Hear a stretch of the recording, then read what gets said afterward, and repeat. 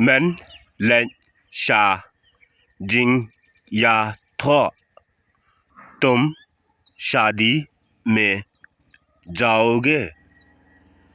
ngân leit मैं नहीं जाऊंगा.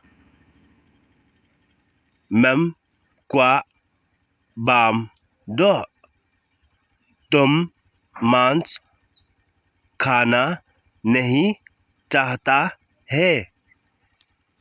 Nga la ban thiết hà giềng मैं घर में खरीद सकता हूँ. ngân shed ma nga मैं पकाऊंगा. मैं पकाऊंगा.